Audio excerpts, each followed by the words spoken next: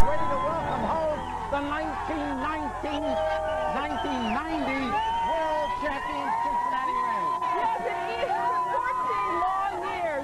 And even this rain can't put a damper on the excitement, as you can tell. It is very, very exciting down here on Fountain Square. And when you're hearing everybody yelling sweep, and at the beginning everybody thought that the Oakland A's would be sweeping out Cincinnati Reds, but boy did they have that wrong. We fooled the world. There was a sweep, but this time it was the Reds sweeping the A's. Here's how Marty Brenneman, the Reds radio announcer, made the call Saturday night when the Reds became the 1990 World Champions. Benzinger backing and calling, and the 1990 World Championship belongs to the Cincinnati Reds. As you might expect, they pile out of the dugout.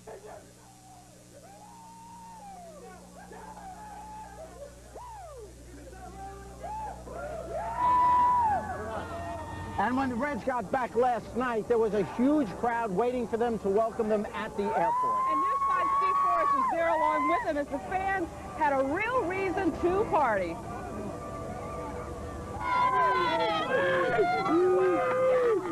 Even without being told when the Reds would return, these fans came to Cincinnati's airport. Hundreds showed up, trying to get as close as they could to see their conquering heroes. This is where the fans got to see the players on the other side of the fence. A lot of them brought signs. A lot of them brought brooms. All of them brought their voices.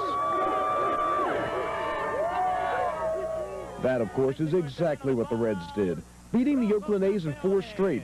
The fans loved it, and as they got off the plane, the players loved that the fans were here. I guess we won the World Series.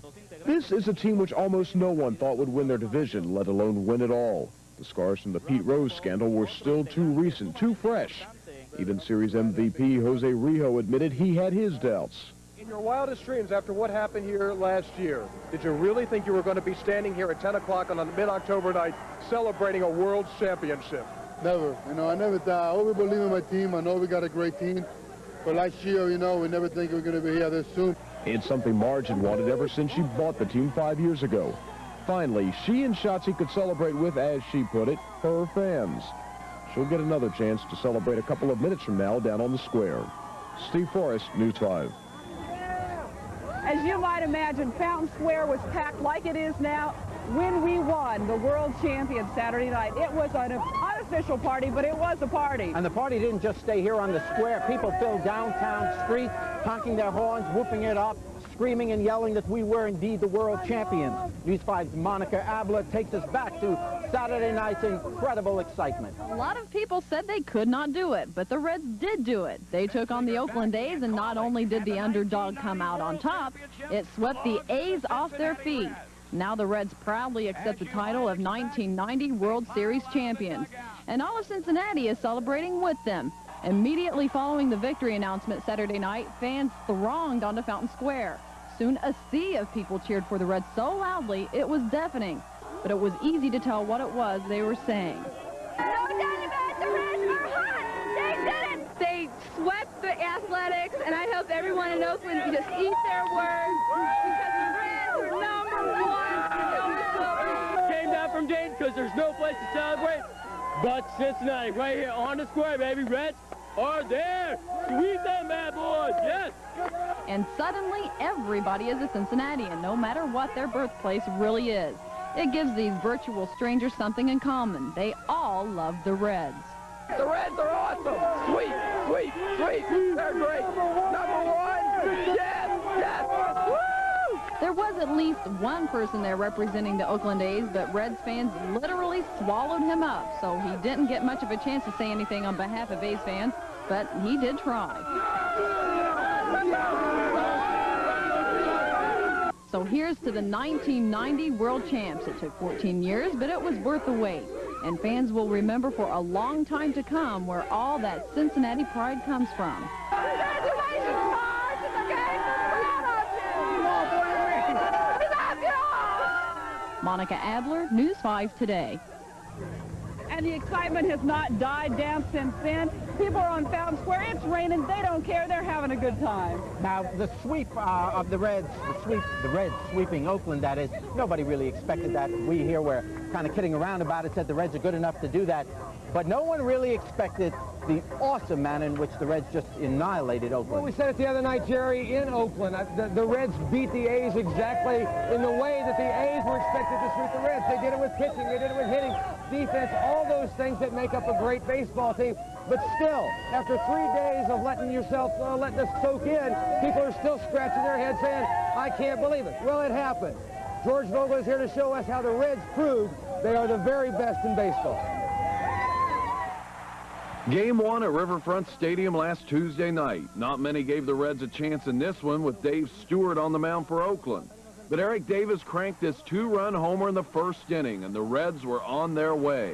They spanked Stewart and the A's 7-0 to take Game 1. We came out and we did today what we've been doing all year, playing good, aggressive baseball, and that's why we won. It's just one game, like I said before. You don't win nothing for one game. I mean, we beat them pretty good today, but tomorrow's another day. Game 2 saw Billy Hatcher continue his hot hitting. Over the first 2 games, Hatcher set a series record with 7 consecutive hits. This triple led to the run that tied Game 2 at 4 apiece.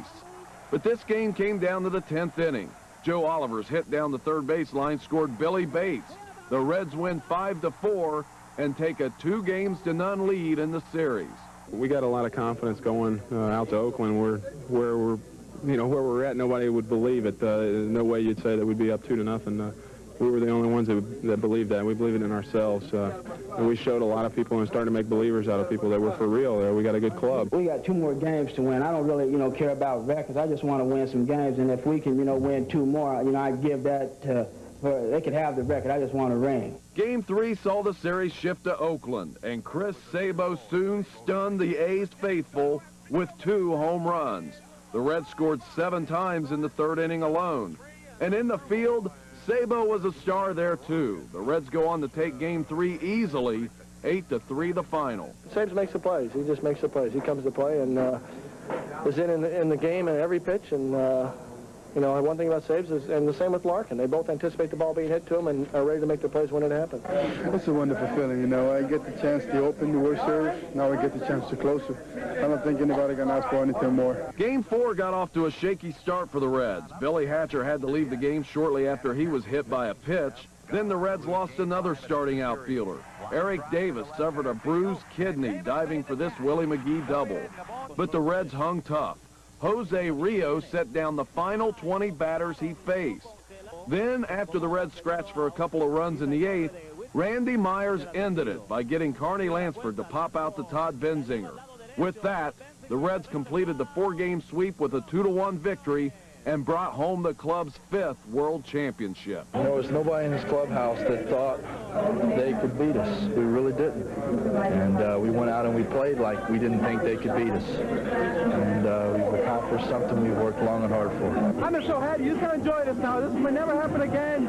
But I don't care if it ever happens again. I just say I've been here once. I'm the world champion, part of the best team in the world. Best team in the world. I don't care. Anybody can say anything they want. We beat them fair and square. All in all, it was an incredible display of baseball by a great team. And it's laughable that the A's could say we're a better team. It's laughable. They played them 4 up. They got beat fair and square, just like George said. They beat them in every element of the game. They won the close ones, and they won the runaways. Yep, they did. Something real good. It is absolutely fantastic. And I'll tell you what, we were going to wonder what the weather was going to do, but I do believe, I'm not a weatherman, but I think it's going to rain. What do you think? You're not even a man. Forget the weather. Right. But it is kind of wet out here right now. It is, but you know what? Even despite the fact that it's raining, and we're going to hear more about it, it has not lessened the crowd here. As far as I can see, the Fountain Square is absolutely packed. More people are streaming from behind the curtain coming here. And who knows more about weather than Pat Barry? Pat, how you doing? I tell you what, I don't think that anybody care if it's raining or not. They don't care at all. What was really good was the fact that we had a problem with some weather during the playoff games, maybe some rain during the World Series. It all stayed away, and it was perfect games. I don't think anybody minds. But it is raining right now, obviously. If you're watching it on, you can see the West Shot radar will indicate the rain that's moving in and around the tri-state right now. Some of it is that steady rain. This is the worst it's going to be. It's going to taper off to drizzle. I don't think it's going to make anybody, It's just an absolutely terrific day. And you know what? In Oakland right now, it's probably pretty sunny. But who cares? I'm going to go down to the parade route, and we'll be starting to players and talking to them, all right? See you later. Good job. Stay dry. You too. And we'll be right back with more from Town Square right after this.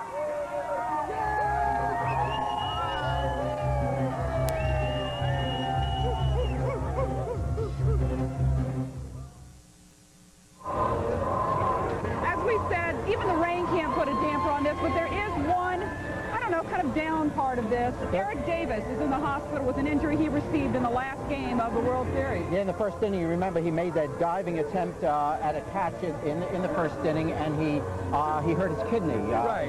What happened, as Mike Lahan explained it, and Larry Starr and others, he outstretched for the ball, and then his elbow was driven into his kidney. And the frightening thing about it was it took him so long to get up. And then, after the inning was over, when they tried to take him out of the dugout, in for x-rays and tests, he almost fell down. And it was a very frightening moment. Anytime this happens, and let's not forget Billy Hatcher. Had Hatcher not put his hand up, he might have taken one in the face. That's right. Now, with Eric Davis, he was taken to the hospital, Merritt Hospital, out in Oakland, California. He's to be there, as I understand it, 3 to 7 days.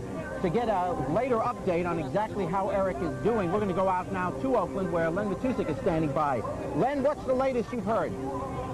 Well, Jerry, it sounds like everybody's having a good time celebrating back there, and I'm sure the Reds are glad to be back home and be a part of it. But I'm sure that their thoughts are still out here in Oakland because, as you mentioned, Eric Davis is here at Merritt Hospital. He was rushed here during the game on Saturday night, and I don't think Eric's going to be celebrating for a little while. Let's take a look back now a few days ago and see exactly what happened to number 44. To be some question in that first inning, Willie McGee hits the line drive, and as Eric comes in attempting to make the catch, he rolls onto that elbow, and he hurts the kidney, and then he gets rushed to the hospital. But when it was over, he called Lou Piniella and wished him congratulations.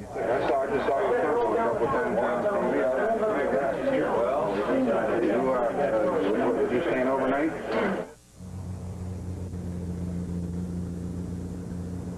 You know, obviously Lou was very touched. We were inside there when the phone call came, and I thought Lou was close to tears because he knew how important and how meaningful it would have been for Eric to be a part of that whole celebration.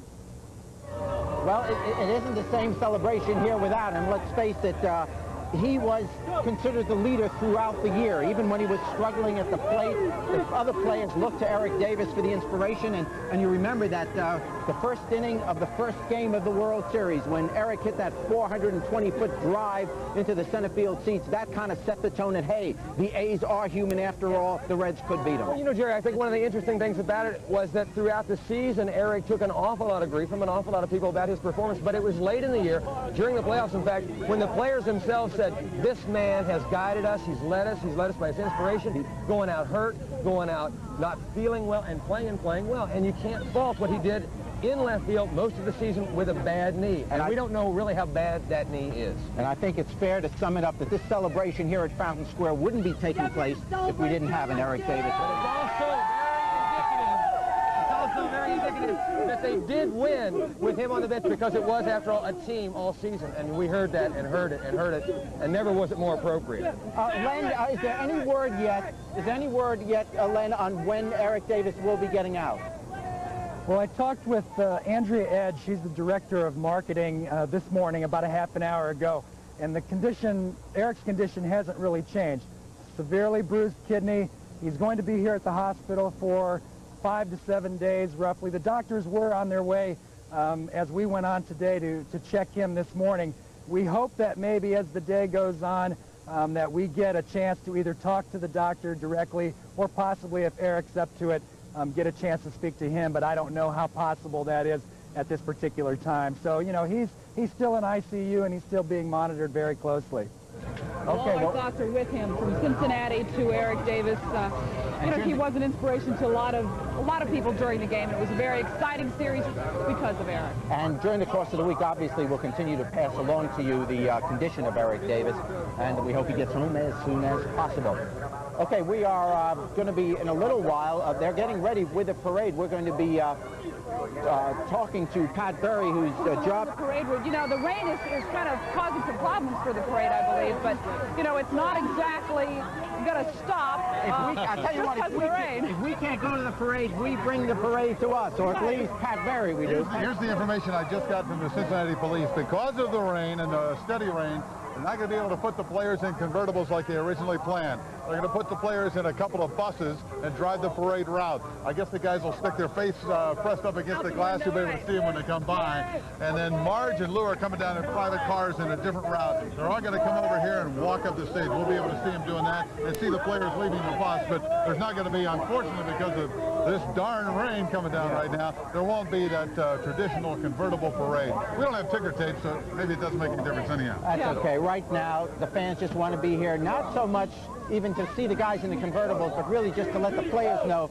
hey, thanks a lot for giving us a great year. And the celebration. It's been 14 years, you know. We deserve to celebrate no matter what the weather is. Yeah, the last time we were in the World Series, we swept also. The Reds don't know how to lose a World Series game. That's right. You were just saying they hadn't lost a World Series game since 1975.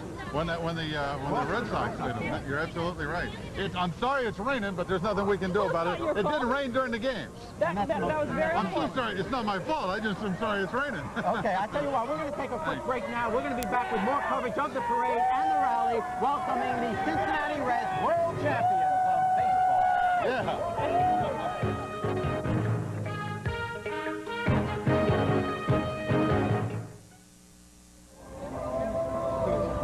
It is an exciting day out here on Fountain Square. Even if it is raining, we're still going to have a good time with the celebration for the 1990 World Champion Reds. And every World Series, it seems, has its little sidebars to it. It's little stories that aren't on the baseball field, but off, but are just as heart-rendering. And I guess one had to do with Tom Browning. You know, Tom Browning was at the ballpark, and they told him to, you know, go ahead, your wife's having a baby, go ahead and leave. And then all of a sudden it's, wait a minute, come back, come back. Here's the story of Tom Browning and little Tucker. Well, we move to the bottom half of the first inning, and Tom Browning goes to the mound. When Tom Browning took to the mound in Game 3 of the World Series in Oakland, it was a night of firsts. It was Tom's first World Series appearance. It was also little Tucker Browning's first World Series. At least he doesn't have to worry about him being born today. He was so worried that the baby would be born on the day he had to pitch. Tucker threw his parents a curve. You see, during Game 2 of the series at Riverfront Stadium, Tom had to leave the game to drive his wife, Debbie, to the hospital. 30 minutes after the game, Tucker was born. You better believe this little rookie grabbed a few headlines of his own. And even before the big game Friday night, Mom and Dad were talking more than just baseball. We talked about the baby. He wanted to make sure the baby was okay, and he said that he had seen a lot of reporters, but nobody talked to him about the game. It was all about the baby. All of the media attention and the fact that his dad pitched in Game 3 of the World Series didn't seem to faze little Tucker. He'll have to catch most of this on the highlight reel. You see, he decided to sleep through most of this game. Debbie and Tom call little Tucker the Reds' good luck charm. It's a story Mom and Dad can't wait to share with him. He'll be excited. I mean, it's not going to mean anything to him for a long time, but it will one day. Courtis Fuller, News 5. You bet it will one day. One day it'll mean an awful lot, and right now it means an awful lot to all the fans here, and obviously also to Tom Browning and his whole family. You know, baseball is a game of superstition. Players believe that if they just follow a particular routine, maybe wearing the same socks, or Ron Oster during the season shaved his head, if they do something, it works. Well, for Jose Rijo, he believes that the key to his arm is his stomach. Every time before he pitches, he goes and gets a certain kind of a meal. Well, you know, Jose was the most valuable player. I guess you had the most valuable meal. This is Bruce Campanello, and that's where he heads every time before he plays the ballpark, right? Right. So what does he eat that does it? What is in the lasagna that is just perfect that makes him work? Good luck. As well as skill, I guess. Does he talk a lot when he's there before the game? Yeah, he's a nice, down-to-earth guy. We couldn't meet a nicer guy. And it is kind of superstitious. And his wife, too. Yeah. They bring the whole family in there. It's like a big table. It's a big spread. Are you nervous? Too. Are you nervous when they come in? Yeah. Does he leave a big tip? Yeah, I'd say so. Yeah. I would say. Because we'll get on his case if he doesn't. He's about to leave a bigger tip, I have a feeling, for the meal. Now, did you have to fly something out to Oakland for him, or did you pack it up? That was just, my brother, Anthony, came up with the idea of sending some out there, so we just kind of jumped on it, and Federal Express got in on it, and everybody was just real cooperative, even out there at that Park 55 hotel. Yeah. The chef out there agreed to do it and everything, so it's great. Well, the recipe seems to work. So thanks to you filling his stomach, his arm was able to give us a world championship. Okay. Bruce, thanks a lot. Thanks a lot, Bruce, and not bad for a cook. Well, you ought to, maybe before the newscast, we could get like would it work? Maybe a comment Jerry, we're closed on Monday. Okay, thanks a lot, Bruce. You know, meals do mean a lot to the players. Like some of them try to eat spaghetti, they try to eat carbohydrates, but maybe it works. Maybe it had something to do with it, and they certainly proved it in this World Series. They also need an inspiration. Sometimes the inspiration comes from what they eat, and sometimes it comes from music. Well, this World Series in Cincinnati will be remembered for the theme song which inspired the Reds, You Can't Touch This. Let's hear it. Can't touch this. Can't touch this. Can't touch this. We're the best. Hammer time. Oh, yeah, you can't touch this. The Oakland A certainly couldn't touch this. But as we said earlier, you know, part of this celebration is because we had one incredibly inspirational and great player, Eric Davis. And here's Tony Schultz with a Get Well, Eric, We Miss You, number 44. Tony's one of the thousands that are down here on Fountain Square with rain gear, some with umbrellas, all ready to bring home the Cincinnati Reds, world champions of baseball. The year is 1990. It is now. We're champs. We're excited about it, and we'll be right back with more from Fountain Square right after this. You can't touch this. You can't touch this. Obviously, when the Reds go to the World Series, it does great things for our town. Mostly it does things in terms of spirit. Everybody feels good about this community. It's also a great sales technique for the rest of the country. It puts Cincinnati on the map in a very positive way. But it's more than just inspiration. Going to the World Series also means a lot of dollars for our community. At one point, we estimated $40 million for the city of Cincinnati if it went to a 7-game series. Well, the Reds were too good for that. We wiped out the Oakland A's in only 4 games, so we probably made in the area of about $30 million. At least those are the estimates. The fellow that knows the most about this, of course, is the mayor of our fine city, Charlie Luken. And Charlie, you got to be feeling great. Hey, I've never seen people in Cincinnati have so much fun for the past several years. They're having a great time, and it's good for everybody. It's good for the city. How did we do economically? Well, they think it's between 35 and 40 million bucks, Jerry, but we get so much advertising. I mean, how many times are we on national TV at the Skyline? How many people are talking about Cincinnati? You couldn't buy that kind of publicity, so we're riding high today. And this is going to mean a lot in the future, too. We got businesses that start thinking a little bit more about Cincinnati, and maybe we're going to locate there. Hey, they got a great team. And I hope it makes people think a little bit about how important these professional sports teams are to Cincinnati, because, boy, we just couldn't get this kind of attention without them. Have you noticed, because you were mayor also when we went to the Super Bowl, have you noticed, what is the difference between the town in the World Series and the town with the Super Bowl? Well, we won. No, I think the sentiments would have been the same had we won, but I mean, we have a new symbol of civic pride down here today, a broom. I mean, who would have ever thought? A red broom, and people are having such a good time. There was not this kind of enthusiasm for the Super Bowl, but that's, I think, because we won. And it was played, you know, it was mostly played here. And people got to feel it a little bit more. Does something like this directly translate into the city budget? I mean, we talk about the overall economy. No, it really doesn't, Jerry, but I'll tell you, over the long term, you can't measure it because, as Norma said, you don't know how many businesses are going to take a second look at Cincinnati. You don't know how many people are going to locate here, feel better about Cincinnati as a result of this kind of thing. So it's got a big, big impact on all of us. And it is an exciting time for the city, too. I mean, if you could have done something about the rain, Charlie would have felt just a little bit better about it. I let you down. I'm sorry. Yeah, well, that's okay. So did Pat, so don't worry about it. What's next in terms of making sure that the Bengals win?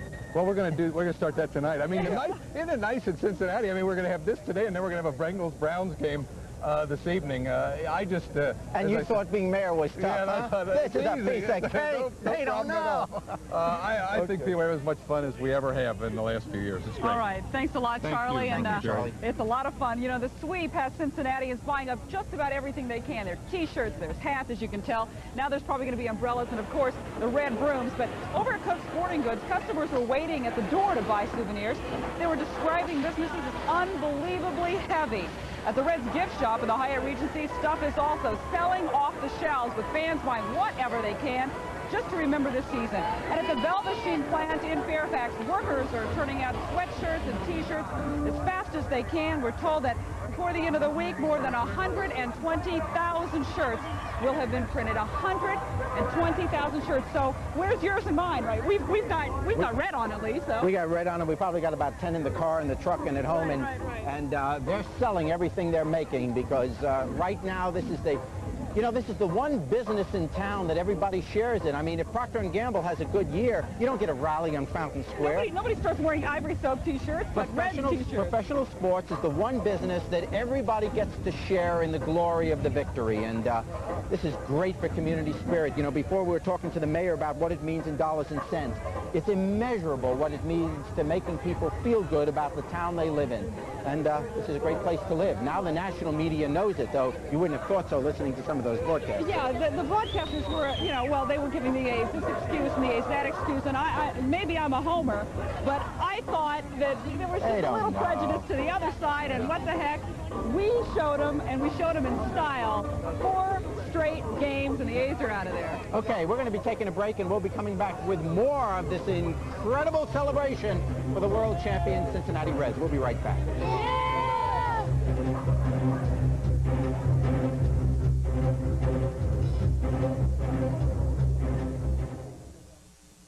Well, the rain's here, but so are the fans. They are not being kept away by the rainfall.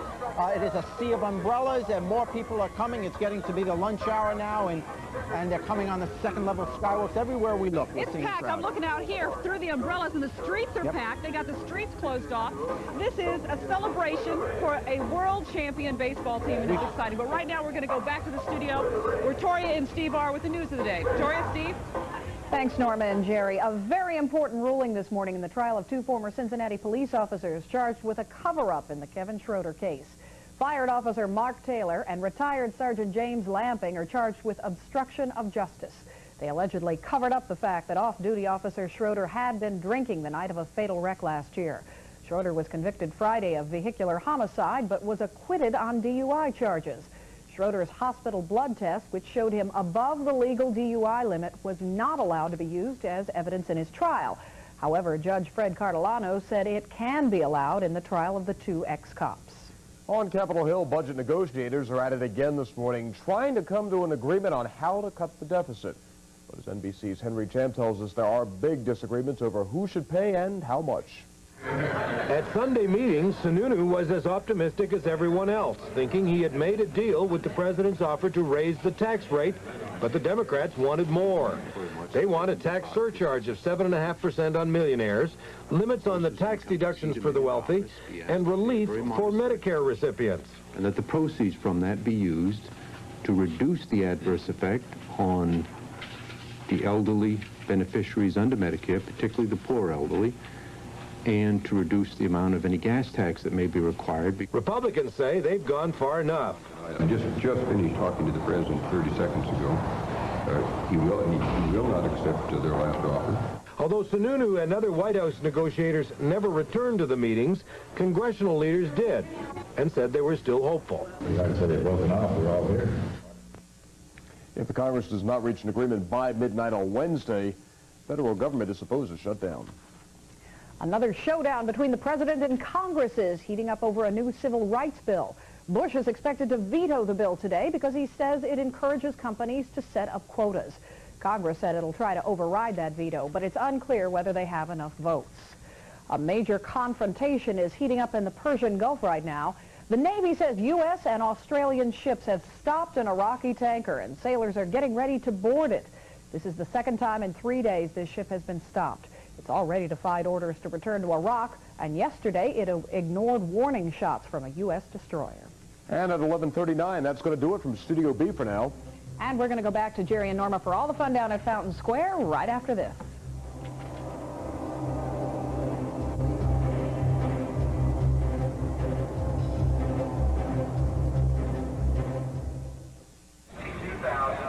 We are back here on Fountain Square, and in the background you can hear the tape recording of Marty Brenneman bringing you the highlights of this exciting series that we had with the Cincinnati Reds. It is an exciting time. This is what it's all about. No, he's fine. Here. This is what it's all about. What's your name? What's your name? And did you get to see the Reds play? Yeah. Are you excited? Who's your favorite player? Chris Sabo. Chris Sabo. And what's the cheer they always give when Sabo's up at bat? Sabo. Sabo. All right. You know, there are people with banners out here. Oh, let's get the people in the banner. Hey, Sweet. Okay, we're going to show you some people. People brought down signs here. And can you get the picture there? It says, we've been around the world from Pittsburgh to the Bay. We swept the Oakland A's. And this is what they say. Can't touch it. Now that banner's upside down. Cincinnati Reds banner. Yeah. But it doesn't matter. I mean, we talk the whole world upside down. Why shouldn't the banners be? The fans starting to yell sweep. Everybody's kind of getting into it. More people down here on the square than along the parade route at this time. That's obviously right. because of the weather. Well, the parade isn't really going to go off like it was intentionally intended to, I suppose. It was supposed to be an open ticker tape type parade. Yeah, not ticker tape, but you know, the same kind of parade. Everybody was going to be in convertibles. Well, at this point, they'd have gotten very, very wet. We don't want to get our players wet that won the 1990 World Champions, so they're going to arrive at a bus. Marty and Lou, not Marty and Lou, Marge and Lou are going to, listen to Marty in the background here. Marge and Lou are going to be coming up, and I'm sure Schott will be along, probably in a raincoat, and they're going to come up from another angle. So we're going to have that for you. We're going to get it just as soon as we can. But right now, let's head out to Pat Barry. Pat, tell me, what is the situation where you are? Well, the situation right now is George Vogel and I are standing here right on Vine Street. Believe it or not, we're right on the other side of you, but you can't see us from all the crowd. What a crowd, huh, Yeah, George? nice crowd out here, regardless of the rain. You know, one of the fans stopped me and said, this isn't rain, this is all the tears from Oakland. Hey! To which I said, it should be raining harder in that case. I like it. The police have now stopped the traffic. The buses are now moving on 4th Street. They'll be making a right up Vine Street and stopping right here at Fountain Square. Marge and Lou are coming in separate cars, and they'll stop here too. And what we're going to try and attempt to do is talk to some of the guys as they get out of the bus. That's the situation down here. The street is absolutely closed off. It's got lots of people. Take a look. We got these guys behind us who I think should be in school right now, don't you think? They look about school age to me, but we'll let them off for this. George, 14 years ago, you were still in school. Did you take the day off? I took several days off. What are you talking about? About a week. Well, I'm out here with Lonesome George. He's not lonesome today. We'll give you all the parade action, and we'll talk to the players, hopefully, as they disembark the bus in just a little bit. Jerry, Norma, back to you. Oh. Well, they're back to us now. I'm just cleaning my glasses is what I'm doing. Out from tears from the rain. Such a meaningful I feel so sorry for Oakland. Yeah, You're right. I'm so sorry for Oakland. Here's the Reds, man. Why don't you pop up here? Come on. Did you get to see any of the games? Yes. Which one did you see? All the World Series games. You saw them all. What was your favorite part? The part at the end where they caught the foul ball. Benzinger caught the foul ball. That was the last play of the last game, right? Yes. And that was the winning play. Yes. Who's your favorite player? Jose Rijo. Jose Rijo. Well, he was the most valuable player. So, what's your name? Stephen Bledsoe. Well, Stephen, thanks. Nice for stopping by. You look like you're decked out pretty well in all your red stuff. And now the things are starting on Fountain Square. Yeah, what you're hearing behind us on Fountain Square is radio talk show host Bill Cunningham, not a shy fellow of any sort. And he doesn't need a microphone, so he just yells real loud and you can hear him. He's getting the crowd going, saying that the weather is nice in Oakland, but he'd rather be here in Cincinnati with the rain, and of course, who wouldn't be with this World Championship? And we're going to be right back with more from Fountain Square right after this.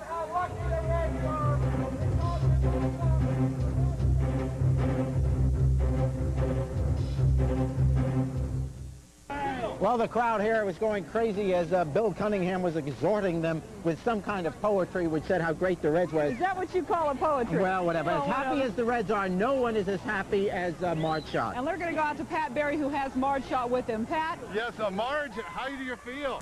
I don't know. It hasn't sunk in. This is what it's all about. The fans here. This is what it's all about. Isn't this the greatest? Yes, this is the greatest. This is who it's for. It's the fans. Has it sunk in yet? Not really. No? No, not really. What's the first thing you're going to do after you get the ring, Marge? Wear it. Thanks, sweetie. All right, Marge. Thank you very much. Marge Schott with Shotzi. She's going to be getting up to the podium here. The crowd is going crazy. We expect Lou Piniella coming up and then the buses with the players on them. We'll let you know, Jerry, as soon as we see them. Back to you. Well, I'll tell you what, obviously Marge Schott, the First Lady of Cincinnati, this is something she has dreamt for years, certainly ever since she took over the Cincinnati Reds. And she was tired of being a bridesmaid. It was time to win, and they did.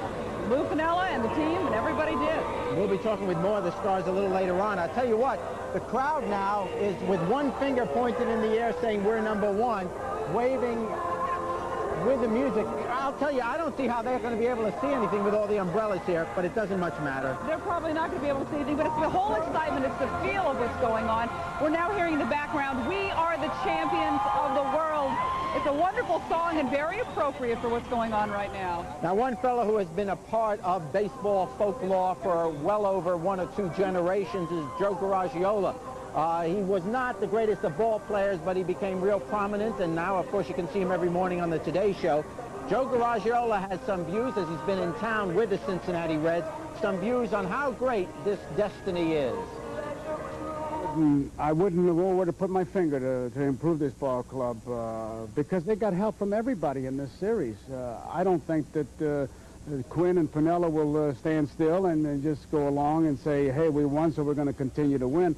Whatever moves they make, I'm sure will be well thought out. But I guess I'm not bright enough to think. I wouldn't know where to make a change here. You have a year like you have from Sable and Larkin and Davis, and then the bullpen is almost perfection. You can always help yourself. The A's did it with McGee, and they did it with Baines, so I don't know. Maybe Cincinnati can come up with somebody like that, but I think if they open the season with the same personnel, they'd have a real good chance of repeating. Now that the Reds have won this year, of course, everybody likes to try to compare them to the Big Red Machine of the 70s. I know you saw that team play, and though they don't have perhaps the marquee, the Hall of Famers, the Benches, the Roses, the Morgans, etc., in defense of this team, the 75 Reds, who won 108 games, didn't sweep a team that was not supposed to be a dynasty in the Boston Red Sox. How do you account for that? Well, that was a great World Series 75. I had the privilege of broadcasting that one. That was the Fisk home run, and that was a whole bunch of things, and that to me is still one of the top World Series of all time. But this ball club, they don't have true the marquee, but a championship ball club is built on balance, and this ball club has balance. Do they have defense? You'd have to say yes. Do they have pitching? Certainly they do. Starting pitching, going down to the bullpen, A+. Do they have speed? Yes. Do they have power? Yes. It's a well-balanced ball club. You don't have that one guy who sticks out, but you have balance. And as far as comparing it, the comparison to the 75 team and this team, I'd have to say it'd be like if this was an electric chair and you said to me, Joe, do you want AC or DC? I mean, I'm going to get it in the end, so what's the difference? That's an exciting interview. You know, Joe Garagiola, you were talking to him at the ballpark, what, the first game of the World Series. He said he thought Cincinnati was going to win. You look like you're crying, but actually he's not. It's rain. Yeah. I enjoyed that. I'm here with this one. Thanks. Oh, I'm getting so excited. Anyway, yes, Marge said before that this is all for the fans. Well, Pat Barry is with those fans for whom it's for. Well, I'm here with George Vogel. Thank you very much, Jerry. I'm here with George Vogel, and we're just waiting. Have you seen a bus yet, George? No buses or anything yet. I think we're expecting Lou Piniella next. I think he's going to pull up in one of the fine automobiles they're dropping the people off in, and then the players should be right behind him. Yeah, you're right. And Marge seemed like she was in a daze. I'm sure she hasn't gotten a lot of sleep, and she's been doing a lot of things. Wonder when it's going to finally sink in. Maybe a week or so before she really sinks in. It may take that long. It's going to be interesting to see what she says to these fans. She's been preaching the fans this and the fans that ever since she took over this club. Today she gets a chance to go directly to them and talk, and it's going to be fun to hear what she has to say. I listened to radio. I was listening to him talk on WLWT this morning. And, well, is that a bus? I was listening to WLWT radio. Already they're talking about next year. So that should be interesting. It's going to be a tough act. Once you see if that's Lou, I'm going to talk to some fans. Greg, follow me over here. We're going to talk. Who are you? I'm trying to find. What's your name? Stephanie. Do you have a job? Yes. How'd you get out of work? I work tonight. Oh, you work tonight. Where's that? Good Sam Hospital. Oh, well, good. Say hello to people at Good Sam. And you are? Jane House. And where do you work? I go to UC. And don't you have classes today? Not right now, I don't. I kind of skipped them. This is more important. Classes, great. Who are you? I'm Tiffany. And where do you live? Good Sam. You work at Good Sam? Yeah, I work. Were you supposed to work today? Nope. We're not getting you in trouble then, huh? Nah. All right. That's why people are down there, and they're having a great time. They're pumped up. We've got the corridor open, and just take a look at that. You can see the fans all the way up. That they're packed up there. George, this is exciting, isn't it? It is. No Lou Piniella yet. The cheers was for one of the policemen on a horse. I guess it was a very pretty horse. Okay. They're cheering the cops on horses. Jerry, Norma, back to you. We'll let you know when Lou and the players get here. All right, we're back on Fountain Square, and we've got Marge There's Schott on the podium with the trophy. Just seconds before she was holding the trophy above her head. Maybe you can see it there. There it is, the World Championship trophy. Boy, how hard and long they worked for that. The crowd went into a spontaneous roar when Marge walked up there carrying it over her head. I tell you what, next to leading Shotzi, I don't think there's anything else Marge would rather hold than a World Championship trophy. How about that, huh? I'll buy that. Oh, and I'll tell you what, that's a lot more expensive than Shotzi. Yeah. You can imagine kind of salary she's been putting out for a great, great team. And maybe we ought to be saying something about that. The truth is, Marge Schott has put out the money for whatever player that was necessary to bring to the Reds. She never said, I'm not going to spend money. Absolutely the case, dating back to 1984. I mean, and 85, when she took over the team. I mean, she has every time someone, whether it be Pete, Rose, Lou, Piniella, Bob, Quinn, Murray, Cook, Bill Burgess, on down the line, if her baseball people told her she needed that player, she put it out. She put it out. You can't criticize her for that. She really wanted a winner, and she was willing to go out and do whatever it took. And she said it in every opportunity, and she did that. And the interesting thing about it is this year the additions were made bang, bang, and we saw what they did. Mariano Duncan came in last year in the winter for the Leary trade, and then Billy Hatcher, and that was a trade that everybody criticized because they said this team needs thump. Yeah. They didn't need thump. They got that from Sabo, but they did need a spark like Billy Hatcher gave them. And how about hats off and congratulations to Bob Quinn for the job as general manager. You don't hear much about him, but boy, did he put together the trade. You all know I've said it over and again. I mean, this guy is Major League Baseball Executive of the Year. How can you argue with that? Well, you know what the other thing is? Bob Quinn wore that same jacket every game, so I think he can get it clean now. What do you think? Oh, I would say that he can get it clean. But you know, the story of that is remarkable. I mean, the grandfather, father, and he had one item from each. I forget exactly what they were.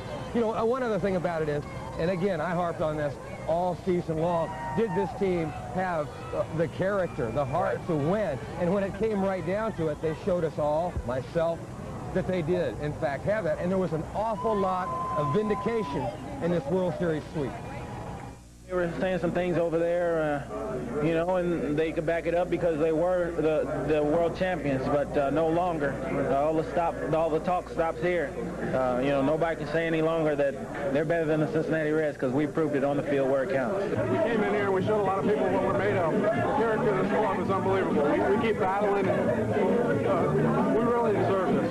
You know, we know we're much better, but they played better than we did, and you know, we just give credit where credit's due. But I'm proud to be a part of this club, and I'm not ashamed of anything like that. It takes breaks to win this game, but you know, 4 straight against supposedly one of the better teams that ever played this game. You got to feel good about that. We were definitely underdogs. We proved that you know, we weren't going to roll over die for anybody. We weren't going to give anybody any more credit than they deserve. We were going to go out there, put it to them, and play our type of ball game, and if they can match us, it's fine. But they didn't seem like anybody could match us. Some thoughts came through my mind. Getting a little chilled now, huh? We're going to have a parade coming up. We're coming back on this? Parade video. Their mics. You know, one of the things that I was just told about that I found really, really touching was that before the team left Oakland yesterday, Larry Starr and Ron Oster and Mike Lahan went over to see Eric Davis at Merritt Hospital. They took him his World Championship hat. And when they gave it to him, Larry leaned over to hug Eric. And Eric clutched him and held him and was in tears. It was his last connection with the team. He wanted to be there so bad. Larry told his brother, I really think that not being there at that moment hurt him more than the injury. Well, everyone here realizes there's not a player on that team that doesn't realize that there wouldn't be this parade, there wouldn't be this celebration if they didn't have the leadership of Eric Davis. I couldn't agree with you more. I tell you what, we're going to take a look now at pictures of the parade that is now in progress. We could, from here, from our vantage point, we hear the drums and the band. Starting to go. And you are looking at pictures, I trust, of the parade as it is going on. Not exactly the parade that was originally planned for the homecoming for the world champion, but it is a parade nonetheless. This is Glen Estee High School that we're watching right now, and this must be a thrill for the kids from that school. They'll always remember their greatest thrill was that they got to march in the World Championship Parade. A lot of fans watching on both sides as the Glen Estee Marching High School Band makes its appearance. One of the things that fascinates me is the number of children here. I was talking to a couple of parents, and they said, hey, take a day off because this is history. I'm sorry you said that because I had this discussion with my daughter this morning. No. Yeah, and I said, Katie, you got to go to school today, so don't tell her that there weren't any kids here, okay? Oh, there's only thousands here, Jerry. Okay, there are now people marching in the parade carrying brooms, recognizing, of course, the wonderful sweep that has become, in the last 3 days, tradition here in Cincinnati now, the sweep of the Oakland A's. Nobody thought it would happen. You thought it would happen. I did, but I was joking. I thought the Reds would win in 6 is what I honestly thought. But no, I didn't believe they'd get the sweep. I don't think anybody really believed it was going to be a sweep. I think there are a lot of people saying, yeah, the Reds are going to win it, maybe in 5, maybe in 6, it may take 7, but...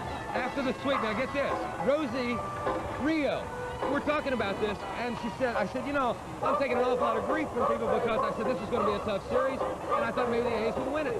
She said, look, I didn't think the A's would win it, but I agreed with you. I never, ever thought that this was going to be a sweep. Yeah. None of us did.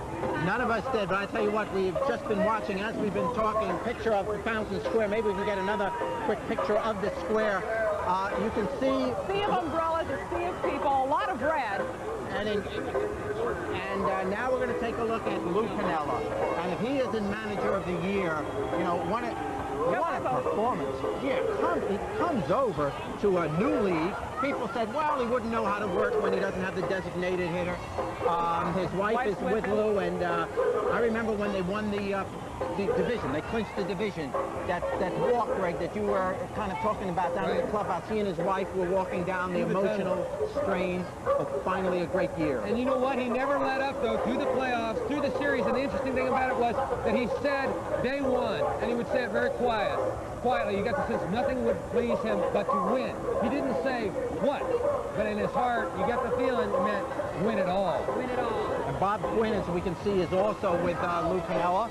And as Greg was saying just before, a family tradition, 40 years in Major League Baseball. And here Bob gets it on his first try with the Cincinnati Reds. And two guys, basically, that couldn't do it with the Yankees, came here, boom, and they do it. Yeah, we got Tony Perez now, and he's the one. He was a big red machine man himself, Tony was. The big dog, as they say. Big dog, man. Yeah, nobody does a better impression of Tony Perez than Greg Hoard. Yeah, no, I've been working on it for so many years. It was a city ball, hit the ball, that's all I've been doing. Yeah, and that's about all you know how to react. Okay, Tony Perez, what a thrill it must be for him. One of the links, of course, to the big red machine of the mid-'70s. But I tell you, we talked to him after the game Saturday night, and he was very quick to say that this team has its own identity, its own greatness, and it will be heard from in years in the future. As it should be. Yes. And another one of the very surprising things out in Oakland was that Dave Stewart's comment, and how ridiculous. I view this man as very reasonable. He says, we'll be back next year. I don't know about them. I think you can guarantee it. Right now we're taking a look at Joe Nuxall, Reds radio announcer, a good pitcher. He was the youngest pitcher in the major leagues. Yes, yep. During the war year. And now he's got to... The old left-hander rounding third. Yeah, I'll tell you what, if we can get a picture now of the... Can we go to the podium? Because the crowd is starting to go wild. Lou Piniella has taken the stage, and they were screaming Lou just seconds ago. So are we now looking at the... and they're holding Eric... They are holding Eric Davis's shirt. I'll tell you, if you forgive me for a second here, I'm going to climb up so I can see what their fans are seeing. Oh, I can't do this. Someone grab me to give me that mic. With a stick. Okay, the Reds are mounting the platform now. Somebody give me a stick mic, please. I'll tell you what, I'll hold this. This is live television, so stick with us. I got a stick mic now? Okay, thanks a lot. Sorry. Okay, and there goes... The Reds are now mounting the podium. The crowd is going wild. Marge, Schott shaking hands with everyone who comes up there. Fans are waving. We are the champion. We are the champion. The fans are waving their brooms. What a moment for these Cincinnati Reds. I see Joe Nuxall up there. There are brooms waving around. Even though they said you're not supposed to have a broom on Fountain Square, there are brooms on Fountain Square. Waving in the air, people on people's shoulders. Crowd is excited. I can see Rob Dibble and Paul O'Neill. I tell you what, you know how you say you can't tell a player without a scorecard? Well, they're not wearing numbers, so from this distance, it's hard to tell. I bet I can tell. tell, Jerry. Give me. Yeah, it's hard to tell who we're looking at. Tony Perez is up there and wearing an old-style Reds hat. They wore that hat back when Tony first came up with the Reds, the white hat with the red stripes. And Paul O'Neill is holding his child up there. I'm not sure his kid can really take in what it's all about, but they'll keep the tape and they'll savor the moment. I don't know if you can see, there are people even in the trees around the top. Jeff Reed is up there. What a role he played. Maybe a better. We're here with Jose Rijo. How do you feel, Jose? That's unbelievable. I never seen anything like that in my life. Have you got any rest? No, I don't need it now. Good for you. Congratulations. World Series MVP, Jose Rijo. Tom Brown in here. Tom, congratulations. Thank you. Oh, it's great. These people are outstanding. What's this mean to you? It's a great finish to a great script, I'll tell you that. Have you got any rest? A little bit, but I'll sleep in November. How's the new baby? Great. I spent all night with him last night, every hour. So. Thank you. Tom Browning. Glenn Bragg's getting out of the convertible now. And Marty Brenneman, longtime voice of the Cincinnati Reds for 17 years. Marty, can we talk to you just a second? Hi, Sherry. How do you feel? It's just unbelievable. This is much more special than 75 or 76. Those teams were supposed to win it all. Nobody picked this team to do anything. Has it sunk in yet, Marty? I don't think it has. This is unbelievable. Wait till you get up there. I know. Congratulations. See ya. Thanks for talking with us. Players are showing up in all modes of transportation, aren't they, John? This is nuts. This is unbelievable, the reception they're getting. Stan Williams, pitching coach, getting out of his vehicle now. We've got Herm Winningham over here to the right of Stan. I'll go see if we can get Herm for a word or two. Okay. Now looking at the podium, Marge is welcoming them all on. Danny Jackson is up there and he's holding his son. Mariano Duncan is up there. What a year he had. Started off leading the National League in hitting, was an inspiration all year long. And now Tony Perez has his cigar. Or that's his victory cigar. Pat, who do you have? We got it all down here. Herm Winningham just left. We're waiting for the next car to show up. And of course, players been coming in. This has been absolutely special and fantastic. Jack. Joe Oliver, of course, everyone remembers the game-winning hit in the 10th inning of the second game of the series that Joe had. We don't need this. We'll see if we can get a word or two with Joe. What do you say? Well, we want to be able to do that. It's just a process from when the time they pull up to the time they're in the back. Very, very warm reception. I'll see if we can get a word with Joe. Joe, you expect anything like this, buddy? It's outstanding. It's unbelievable. I'm glad to see Cincinnati fans out here, and this is great for them. Doesn't matter if it's raining, does it? Oh, no, it didn't hold anybody back. It shows the true spirit of Cincinnati. Okay, Joe, thanks a lot. Have fun up there. Joe, all right. This is a madhouse, isn't it? Rick Mailer, of course. Rick Mailer and his wife stepping out of their vehicle right now.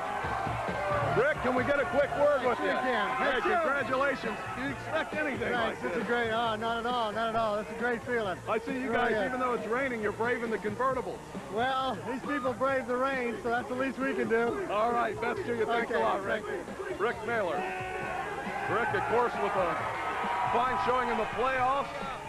Was a big part of this team, stepped into any role that Lou Piniella wanted him to step into, relief, starting, it didn't matter. He was with his wife, who of course sang the Star Spangled Banner the other night with Barry Larkin's wife. And did a much better job than Bobby Vinton, I might add. That's right, I think we know that. Listen, we're going to go up to the podium. I think we're going to do a little talking up there. Is that right, Jerry? Up to the podium. The Mayor Charlie Luken is at the podium right now.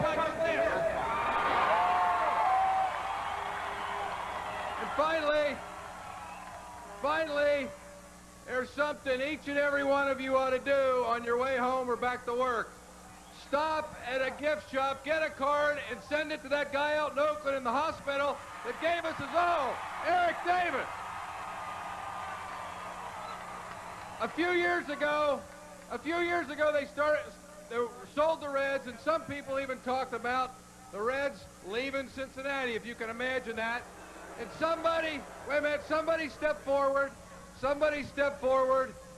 kept the Reds in Cincinnati, and now we're welcoming her back along with her world champion Cincinnati Reds, Marge Schott. Marge.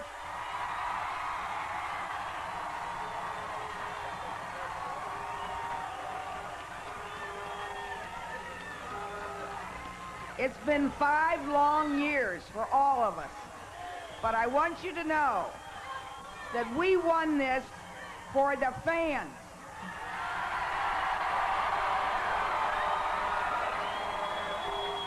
Without you, I don't know what we would do, and I think all of our players who have never been to Cincinnati do not believe how true and faithful you fans are, and I thank you for hanging in here with us. We finally did it. God love you.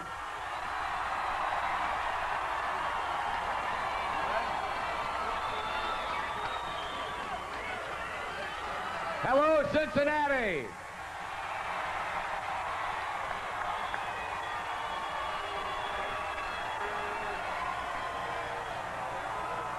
Who's the best? Who's the best? Who is the best baseball team in the world?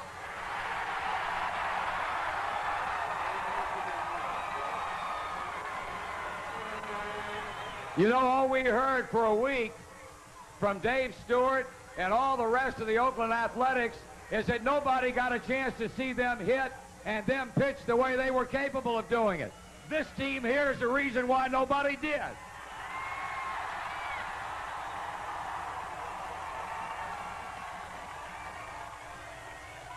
I'm sure that many of you were around for 1975 and 76. This team will go down as a very special team, maybe the most special team in the history of this franchise, because unlike those great teams, they weren't picked by anybody to win anything. They won the West, they won the National League, and they reign as the best team in baseball.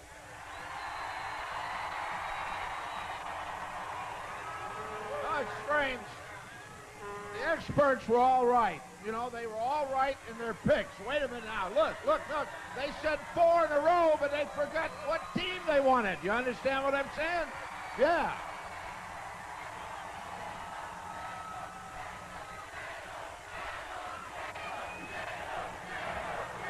You'll get a chance to see them all very, very shortly. We understand that we've got the final out of the World Series on tape to be played. And this is the way it sounded from the Oakland Coliseum, the final out Saturday night that wrapped up the World Championship.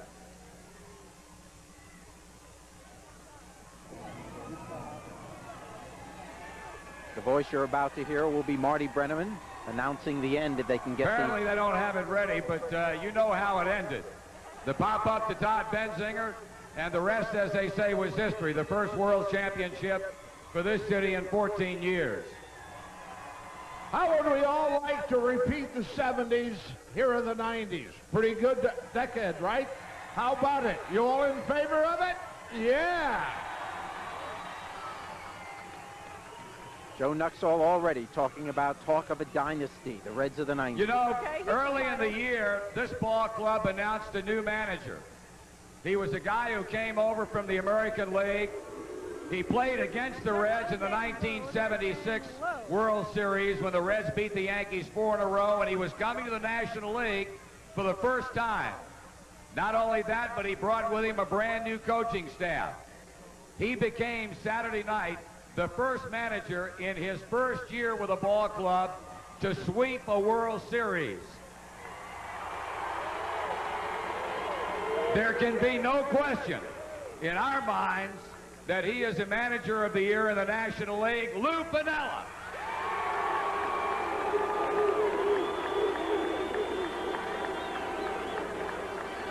Thank you, Marty. I'll tell you what, this has been a lot of fun. It's been a lot of fun, it really has. The first thing I'd like to say is that I'm really proud of our team. I'm really proud of our team. I'm proud of you fans, and I'm proud for this city. You know, I think the 1990 Reds baseball season exemplifies what America is all about and what made this country great, that hard work and dedication and the will to win and pride in your work. And I think that was very evident on this ball club this year, and I'd like to just tip my hats to them all. They played their hearts out, and they're world champions.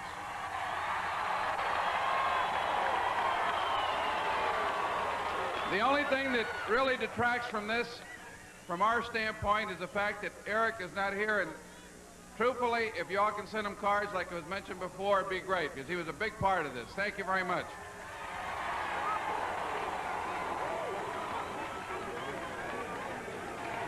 You want to meet the guys, right?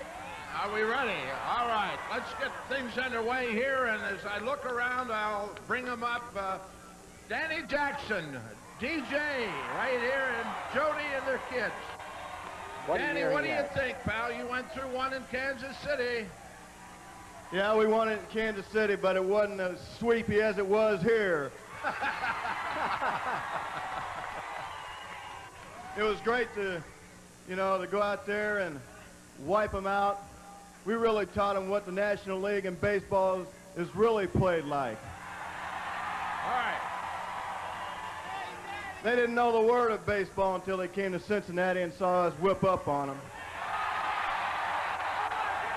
I'd like to thank all you fans for all your support. Did an outstanding job. Thank you very much. Thank you, Dan. Paul O'Neill, the Columbus Clipper, and little Andrew. Thank you very much. It's I don't know, growing up close to here in the 70s, I heard about this, but I never envisioned it'd be like this. And Oakland can talk all their crap, but we'll be wearing those rings. Thank you very much. Who we got? Billy Hatcher, yes sir, hit 798, 421. Right here, Billy Hatcher. And the Hatch family. World champions.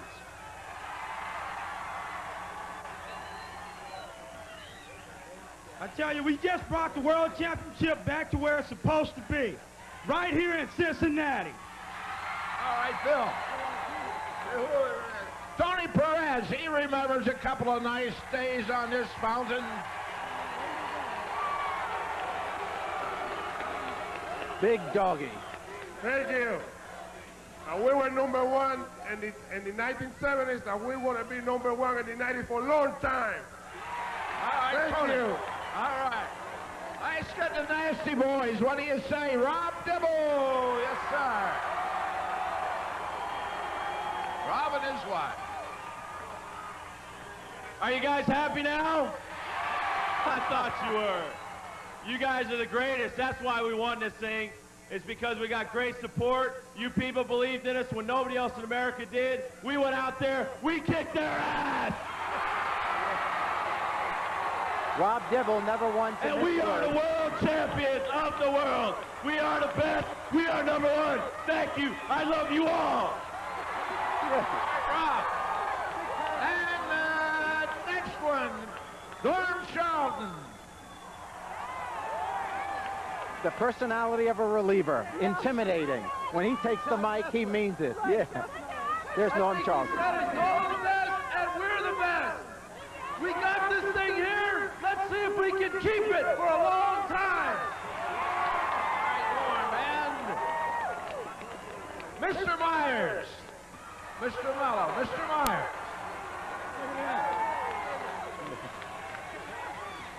Well, really, it's Mr. Mello. But I think this town, hey, we brought it to you guys. We wish Eric Davis the best. And the fans, Cincinnati, you're number one. All right. We got everyone. Jeffrey.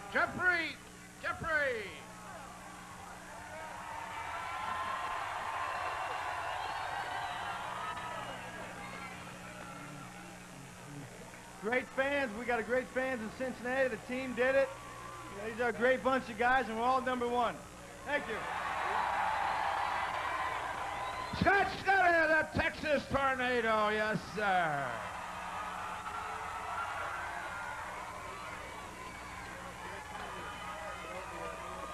All I want to say is I'm thankful to be on a great team. These guys are here, and I got one thing to say. The Oakland team is they got to live with the World Series sweep all winter. All right, Scott. There's a guy that was a Yankee once, and I know he's happy to be a Red now. Hal Morris.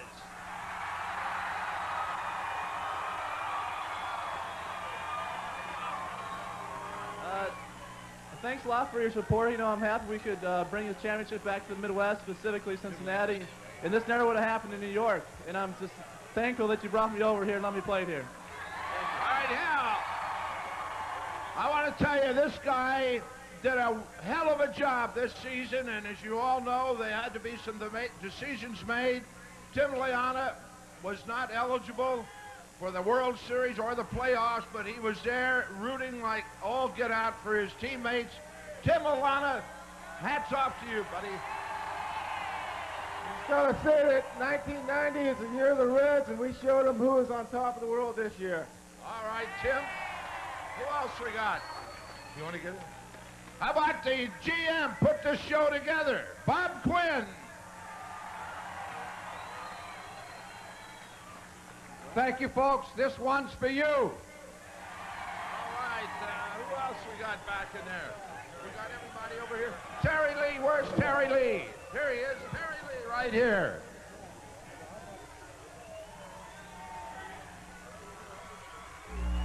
Thank you very much. We'll come back next year and try to make it 2 in a row.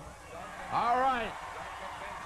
Stan Williams, the pitching coach of the Reds. Big Stan's got a plane to catch. Well, so far you can, these fellas that are talking, you can see are more apt at playing baseball perhaps than public speaking, but forget the eloquence. Their motion is there. They are a happy bunch. I don't think that you could say that Rob Dibble was not a good public spokesman. I think he echoed the sentiments of a lot of people right here in the city, and quite succinctly, too. Yes, he did. You see the force of his personality when he's pitching. I mean, he just grabbed that mic and he took over. He is a leader. He's a nasty boy. In the playoffs, I think you see there is a lot of pent-up emotion, a lot of criticism this season, and a lot of the criticism that I was talking about earlier on, the questions about the team's heart and so forth. They've proven it. And that was that vindication we were talking about earlier, Jerry. Republic, and we have a couple of Dominican dandies here. First, Mariano Duncan. All right. Thank you very much. I think that we showed to a lot of people wrong. Cincinnati Reds is the #1, the best team in baseball. All right, and the next gentleman, his father-in-law was known as the Dominican Dandy. He is now the Dominican Dandy, Jose Rijo.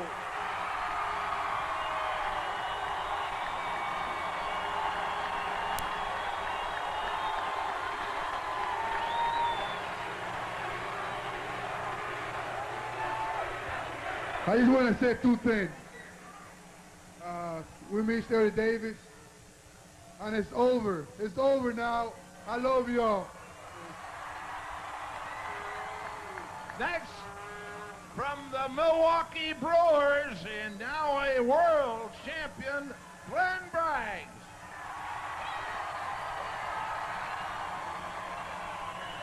Hey, no one said we can do it. Well, we believed in ourselves, and you stayed behind us, and we brought this home to you. We're #1.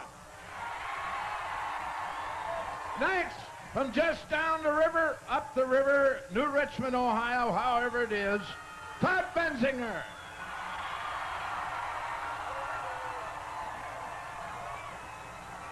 I don't know what to say, but whatever Dibble said goes for me, too.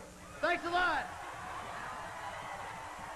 And another one from down in the islands, Luis Quinones.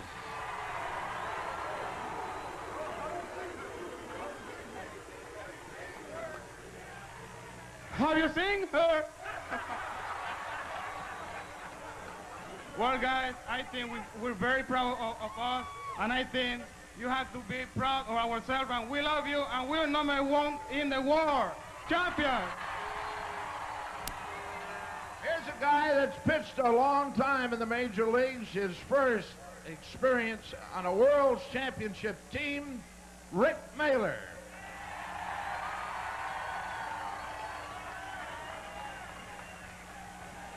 It's a long way from Atlanta. It's great to be a Red. Thank you. There's the Hammer. I call him the Hammer. You know that pinch hit single he got over at Riverfront here the other night? You remember it. You know what I'm talking about. They blamed it on the AstroTurf. Who gives a damn whether it was AstroTurf? It was a base hit. Billy Bates.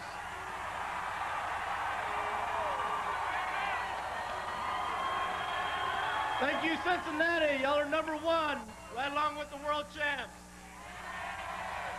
I want to ask you all one question. How many of you thought Herm was going to bunt after 2 strikes? Raise your hand.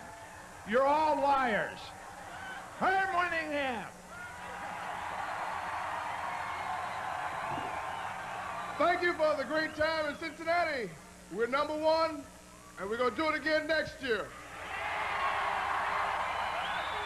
Here's a guy that personally I'm as happy for as anyone, because we all know the tragic accident he had at second base a couple of years ago.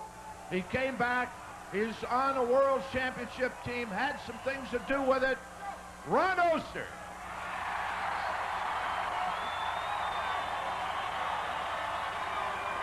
Wire to wire, and we ended with a sweep. We're world champions!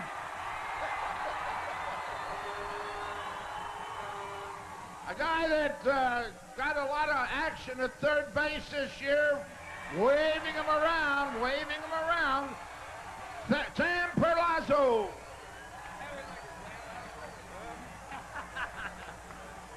You think we're good? We look good now? You haven't seen anything yet. And also, Stan Williams' right-hand man in the bullpen, Larry Rothschild. We might be the number one team, but you're the number one fan. Give yourself some applause. Guy drove in the big run in the second game, and you all remember that friendly little ground ball just on the line, right? Joe Oliver.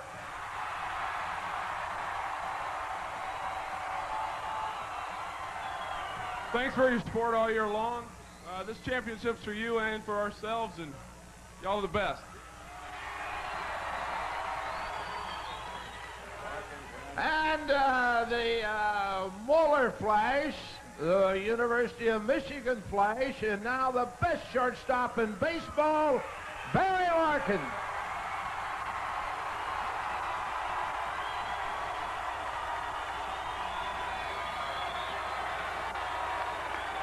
Yeah, boy! I'm being Lark. I'm here with the rest of my crew. I remember being out here in 1975 and 1976. We won it then. We're going to bring it back again next year. Yeah! And the guy, his youngest son is 1-0 in his very short life. Tucker Thomas is 1 win and no losses. And Tanner is way ahead of him. Tom Browning, and he's got Tanner with him. Tanner might say a few words, so just be ready. Hey, it was a great year. You guys were fabulous, and today made it even more special. And we went out there and kicked some ass, and we brought it back to you, so let's do it again next year. Now, you know who's next, don't you? Who?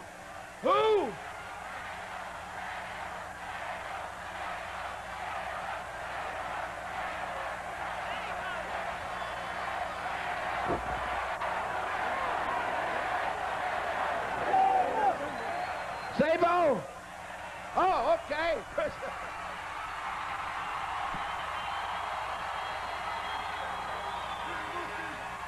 I'd like to thank everybody because you guys are pretty good. And I'd just like to say that no one gave us a chance. We kicked their ass in 4 straight, and that's all I got to say. And all I think, we kept our mouths shut. We just went out there and proved it on the field. They can talk all they want, but they're gonna sit home all winter, and they know they don't got nothing because we got the ring, and we got the money, and we got everything. Thank you.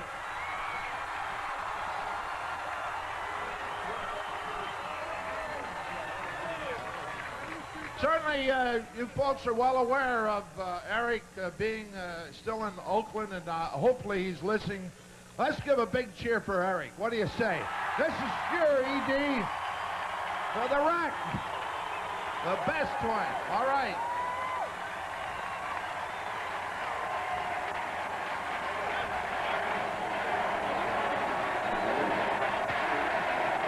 We got another one.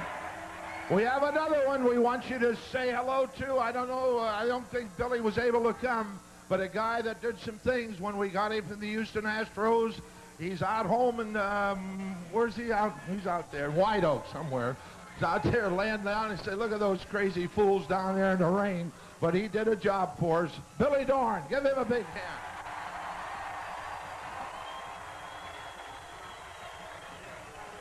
The medical team that, of course, kept this ball club in good health this year.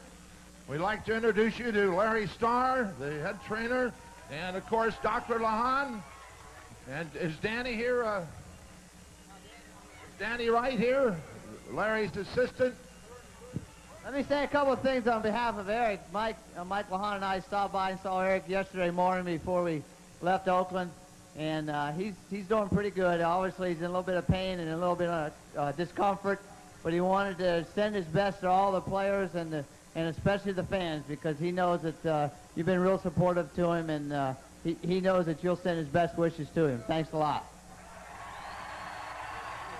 Also, the guy that packs the bags, puts them on airplanes, buses, trucks, boats, you name it, Bernie Stowe and his troops. Where's he at? Here he is right here. Oh, Lord, there. I hope we do in the 90s like we did in the 70s, and I hope we bring home about 6 World Series in them years. Thank you.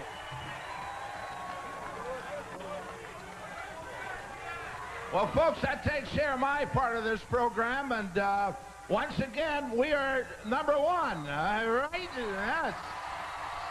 Turn it back to Marty. Hey, whoa, time out. One other guy.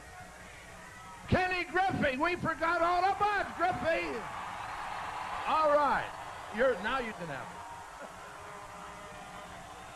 it. To wrap up the program today, I'd like to bring Marge Schott back with Shotzi. She's going to lead you in the singing of Take Me Out to the Ball Game. Marge?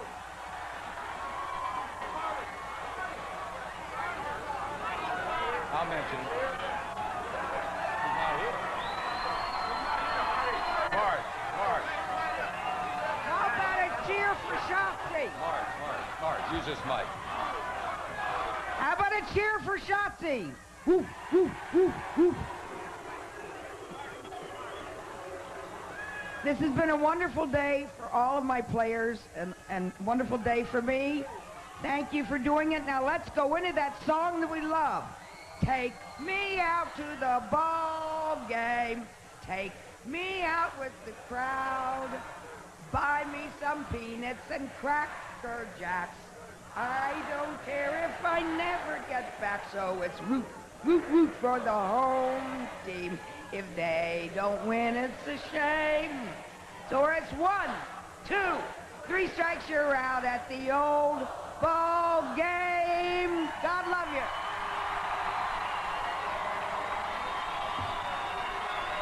I don't want any of you to think that we forgot Jack Armstrong. We talked about Eric and being left behind because of the injury he suffered Saturday night. Jack Armstrong contracted a severe case of the flu, and he was unable to come back from Oakland with us yesterday.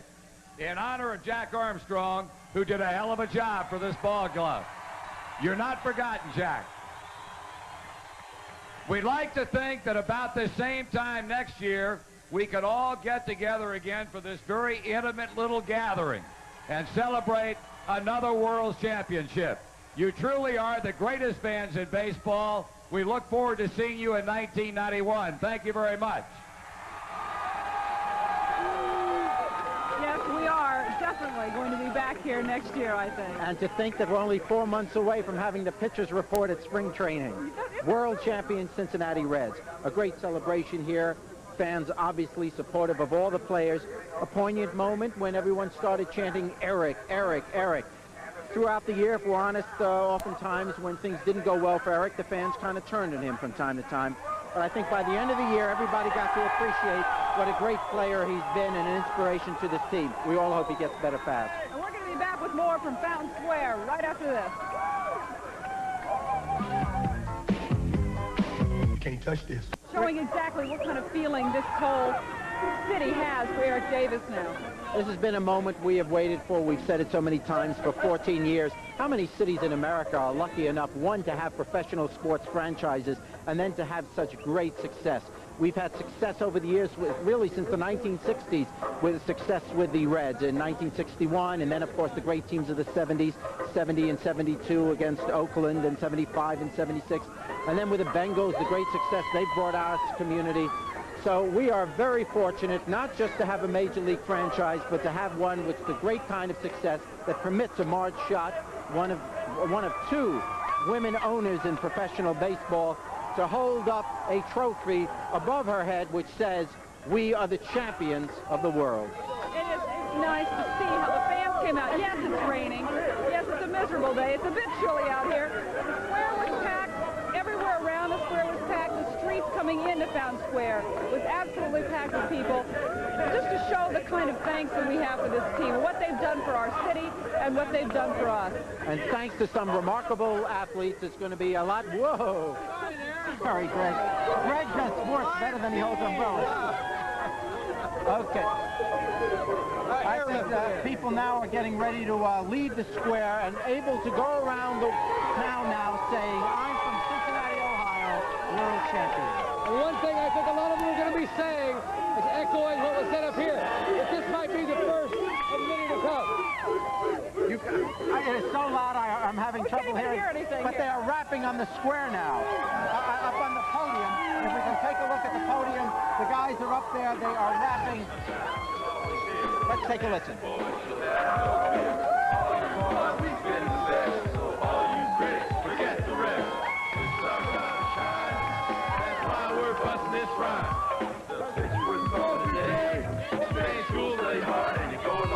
When duty calls, her will deliver with crushing blows that'll make you shiver. Hatch in the outfield, running down shots, fly balls, line drives, they got it cut. It's been a long year, we take it to meet. When we win the pennant, this mission complete. To all you all that just forget your win, and like a calm the thing, you can't touch it. Red hot. With a red. Red hot. With a red. You know, red hot. With a red. Red hot. Yo, take it to the 7th inning stretch.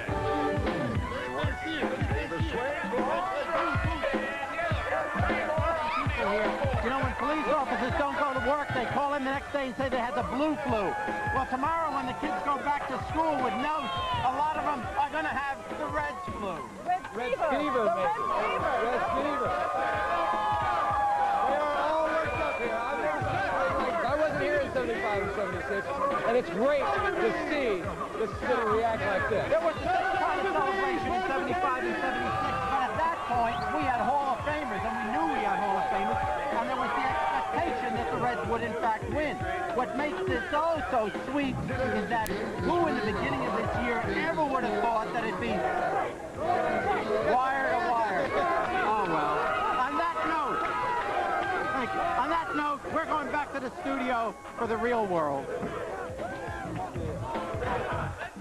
Jerry, thanks a lot. In the news this afternoon, the Loveland man's on the operating table today to give himself, as well as others, a better chance at life. You see, 40-year-old John Kerr is about 500 pounds overweight. He's having about 100 pounds surgically removed, and as News 5's Lisa Cooney reports, the skin will be donated to burn victims. This is 40-year-old John Kerr. His appearance tells his story. But there's more to this man than the 780 pounds of weight that surround him. John is about to have an operation that will help him be able to do the very basic of things, like walk. The whole stomach, it just limits everything I do. My walking and my sleeping, everything. Over the years of dieting, John developed a large skin flap where his stomach is. The flap, called a piniculus, eventually dropped and fell away from his body.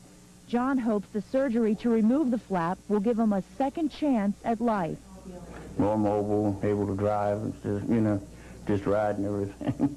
You know, get up and do regular duty work, you know. Now, it's hard for you and I to imagine just what John has been living through, but Dr. Summerseedy tells me the flap of skin that John will have removed weighs between 100 and 150 pounds. To get the idea of what that is, a person of normal weight to take, say, a computer terminal and tie it to their body, and no matter what they do or where they go, sleep or awake, it has to stay with them, pulling on them all the time. Doctors will use a laser similar to this one to remove the flap. The skin will be donated to help burn patients. It's the first time in Cincinnati history that skin tissue has been taken from a live donor. And that's pretty unique, to donate this size of flesh for use by more unfortunate people than he is. I hope it does what I want it to, you know, so I can get out and do some things, you know, instead of just sitting around all the time. Be back to your old self, huh? Right. Lisa Cooney, News 5 Today. And John Kerr's surgery began just a couple of hours ago. About the same time that the rally on Fountain Square got started, and as we can see, it's still going on, right, Norma? Jerry, Greg? That is it from Studio B. Still going on. There are people packing the square still. Celebration at the podium is over, but nobody wants to leave. Even if it is raining, they still want to stay and celebrate a world champion team. We're now getting into what we call the spontaneous celebration. This isn't organized. This is just everybody screaming as loudly as they can. They're loving the Reds. People are starting to form around the streets of downtown now, partying, and I guess nobody's going back to work. Nobody's going back to school. How many times do we get to be world champions? Right. Once since 1976. You know, the interesting thing to me is just to see the kids, the way they're taking to this thing, dancing out here on the sidewalks, moving around all over the place. I mean, the excitement, I haven't seen genuine excitement like this since the Super Bowl. I'll tell you one thing I noticed, and you kind of noticed it with the players up there. Let's face it, most of these players are not from Cincinnati, Ohio. They're professional ball players. They happen to be contracted by a private firm here to play baseball. But as the season wore on, and as they started to get into the playoffs in the World Series, these guys now are feeling a real attachment to the community of Cincinnati. There's a transformation that we have seen just in covering them. Yeah, I think you're right. I mean, people have brought their families up on the square up here, the babies, and everybody was excited about sharing it with their family. I saw Dibble raise his child over on his shoulders right after he made the announcement of what they kicked out in Oakland, but he raised him on the shoulder, and they're all very much family-oriented, and Cincinnati is a very family city, so it kind of rubs off once they got here. Greg, you've been covering baseball longer than any of us have. The Reds, the second half of the season, let's be honest, they were playing 500 ball, maybe even a little below it. All of a sudden, they go in the playoffs in the World Series, and it's like no one in the world can beat them. What happened? One of the old sayings of baseball is you don't win a pennant in April, you don't win it in May. But this team proved differently. That first half was so glorious that nobody could catch it. No one could catch them at all. And I don't think really, when you stop and think about it, yes, against the Pirates, they did step it up a notch, and they played a notch higher. And in the World Series, still another notch. So the interesting thing about it is we haven't seen what this team can do yet. And I forget exactly who said that from the podium.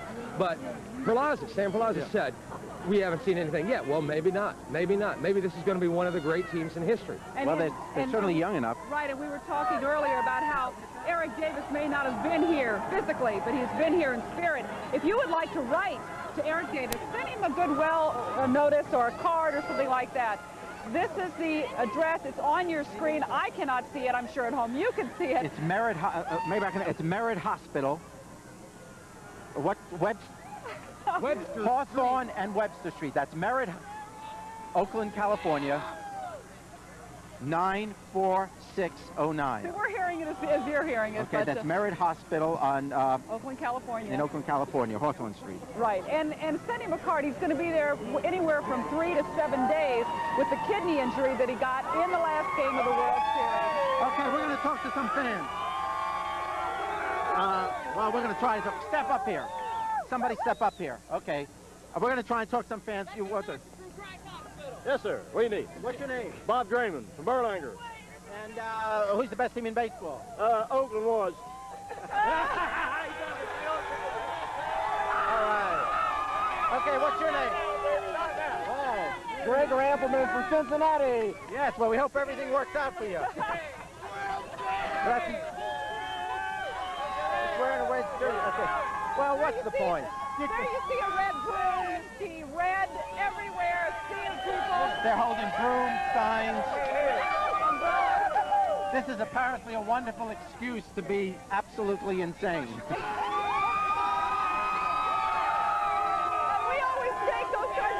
Ourselves, and we're just right in the middle of this right now. Let's say, who's first? This is your first World Series. What's your name? Kevin. What's your name? Kevin Gottrod. Did you go to any of the games? Oh, yeah. We went to the playoffs. Got the last one. We had tickets for the 6th game, but thank God. Well, you could have been there. Are your kids old enough to get into it yet? Yeah, they are. The other ones are in school. They couldn't come. Do you remember the series of 75 and 76? Sure. This more exciting? Yeah, a lot more exciting. Great. Okay. Hey, look at the crowd here.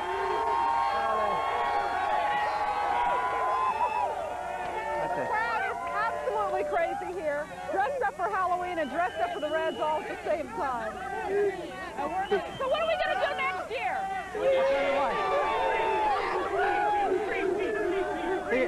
The reason you have an interview is to try and find something out. But what in the world are we going to find out that you don't already know? These are Cincinnatians who have lived their whole lives waiting for world championships. They are absolutely ecstatic. Half of them ought to be someplace else, either in school or in work. How many, time out, how many of you should be in school right now? Well, there goes your tax dollars for education. Well, what is exciting is they're all a part of history. And they also like Jerry's commentary, so it can't be all bad. Okay, I want to talk to this fella here. You. Yeah, I've been coming to ball games for the last 25 years, and I think Cincinnati's got the best baseball team ever. Is this team as good as the Big Red Machine of the 70s? Yes! Okay.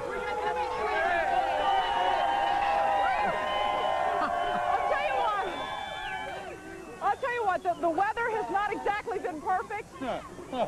Well, okay, it's been really awful, but it doesn't matter. Nobody cares. I don't know if this microphone works or not. Okay. Who's going? Pat, you remember the 75-76 team. What's the difference? Well, I was younger then, but they were expected to win. And after the 75 team beat the Red Sox, I think it was a foregone conclusion that we'd do well against the Yankees. Some of us thought so. I remember the mayor at that time in Cincinnati was rooting for the Yankees in 1976. Have you brought that up? No, I haven't. Yeah, well, in 1976, he rooted against the Reds and rooted for the Yankees. And look what happened to him. He has seen the errors of his ways. I just wanted to bring that up, Jerry. Good luck in your next job. But seriously, it was exciting because they were underdogs. And anytime it's an underdog situation. Okay, what about the weather? Okay, real quick, let me just show you a satellite picture. Right now, 52 degrees. It's been raining. We've had about a half game tonight. It's doing the same thing in Pittsburgh. In Cleveland. It's going to be very muddy, so you may not be able to tell who's who without because they're going to have mud on their uniform. It's going to be drizzly, and it's going to be a damp day up there tonight, too. In Cleveland, they do have the mud. Yeah. But this isn't Cleveland. This is Cincinnati. Who said that? Okay. How long it's been since they had a champion, huh? Okay, we're going to take a break now, and then we'll be coming back to Fountain Square to watch thousands of crazy people crazy about the Reds. Can't touch this. You know, there was a couple of posters we saw in here as we came in. One person that was absent this year from the World Series was Pete Rose, and it was instrumental in putting the team together. For the years that he was manager, as a player manager, we saw a couple of, free Pete Rose things. People were chanting free Pete Rose, and a lot of people have been talking about Pete Rose now that we've won the World Series. Yeah, and I think a lot of it is because Pete Rose taught this team how to win. When he came back here in 1984, you all know it. This team was dead. They were flat. The only thing that was here was Dave Parker, and not that many fans were going out to the ballpark. He came back, he taught these young guys how to win. Unfortunately, he wasn't there to see the fruits of his work, and it's very sad. But he probably saw it now, and he's feeling, this has got to give him some good feeling, because deep down he knows he's a part of this, and the players know that too. And we haven't heard from him because he is definitely asked that the media not be a part of his experience of what he's going through, and I guess we can all understand that he wants to be more private into this situation right now. Okay, well, the inspiration comes not only from the fans for this great team, and not only from the memories of years past, but also from some music which was put together. We played it all along this last month. Let's hear it one more time. You can't touch this. You can't touch this. You can't touch this. Well, right now the fans are cheering anything. Yeah, no, you know what they're cheering? They're cheering sing, Jerry. I'm not sure we want, because we just heard the hammer time. But right now we're going to go out to George Vogel. He's got some folks with him. George, what's the deal? Thank you, Norma. Actually, we have the real Norma right here. Norma from Western Hills. You ducked out of school today for this, right? Yeah! And you don't care if anybody knows. No, because I love Joe Oliver! Jody, what'd you think when Rob Dibble said what he said? I was charged. I stayed on to see Chris Saber, though. Hey, you never know who you're going to run into. I ran into the men in my wedding from Georgetown, Ohio, David Barry. I understand you had a rough time getting here. Yeah, George, I got this morning, cows were out, had to run cows back in. And hurry up, get up here and watch us have a good time down here, George. Have a good time. All right, hey, and you had time to make that necklace still. Something Oakland say bye-bye with. Okay, thank you very much. As you can tell, it's still crazy down here. Back to the people where it might be a little calmer. I don't think anything's any calmer. It is crazy. It is fun. We look forward to this for I don't know how many years, and I'm so glad it's here. And the fans aren't leaving. I see a little kid over there. He says he's been here since 9 o'clock in this morning. Another fella comes in from New Jersey, Lou Piniella's hometown. And look, we might as well take it all in. This is like New Year, Times Square on New Year's Eve. The war is over. It is over. We won Cincinnati, Ohio, the world champion. Not just the best in America, the best in the world, and we live here. This is our home, and we're number one. Starts again in April, too. In February, the pitchers report. 4 months. Get down there. Play ball. Yeah, Jerry's getting a little ahead of himself here, but we got to savor this moment because this was the kind of team that at the beginning of the season they said it's not going to last. It's not going to last, but it lasted, and it lasted wire to wire. They have not spent a moment of this year out of first place. It's one thing to come from behind. It's even tougher to stay on top. They are on top. You're on top. This is our town. Congratulations, world champions. Back to the studio.